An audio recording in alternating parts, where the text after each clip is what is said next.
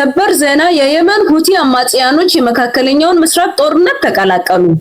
አንድ ወር ካስቆጠረው ከመካከለኛው ምስራቅ ጦርነት በኋላ በኢራን የሚደገፉ የየመን ሁቲ አማጽያኖች ቅዳሜ ወደ እስራኤል 2 ሚሳኤሎችን በመተኮስ የመካከለኛውን ምስራቅ ጦርነት ተቀላቅለዋል። በቅርቡም የቀይ ባህር ደቡባዊ መግቢያን ሊዘጉ እንደሚችሉ ተናግረዋል። ይህም የዓለምን የመርከብና የነዳጅ ትራንስፖርት በእጅጉ ሊያስተጓጉልም ይችላል።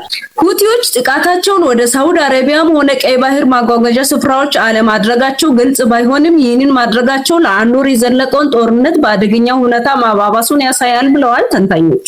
ሁቲዎች የየመን የሺያ ሙስሊም አናሳ የሚባሉ ዛዲዎችን የሚወክሉ ሲሆኑ በመደበኛ አንሳር አላህ የእግዚአብሔር ወገኖች በመባል ይታወቃሉ። ሁቲዎች በ1990ዎቹ እንደ ታጣቂ ቡድን ወደ የመን የመጡና ከየመን ማዕከላዊ መንግስት ጋር ለሁለት ተከታታይ 10 ዓመታት የተዋጉ የአማጽያን ቡድኖች ናቸው። እንደ አውሮፓውያን አቆጣጠር በ2011 ከአረብ አብዮት በኋላ የሰሜን አውራጃንና በኋላም በዋና ከተማ ሰነአንን ጨምሮ አሁንም በእጃቸው የሚገኙትን አብዛኛውን የየመን ቀይ ባህር ዳርቻ እንደያዙ ይነገርላቸዋል። በዚህም ሂደት ውስጥ የጦር መሳሪያዎችንና የሚሳኤል ቴክኖሎጂን በመቀበል በክልሉ ውስጥ የኢራን የመቋቋም ዘንግ አካል እንደሆነም ይነገራል።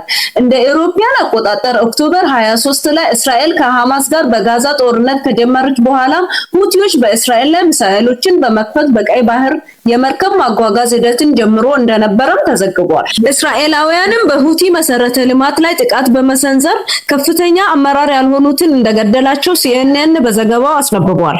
እውነተኛና ትክክለኛ መረጃ ለማግኘት አካውንቱን ፎሎ ማድረግ እንዳይረሳ። በሌላ መረጃ እስኪመለስ ድረስ ሰላም ቆዩልኝ።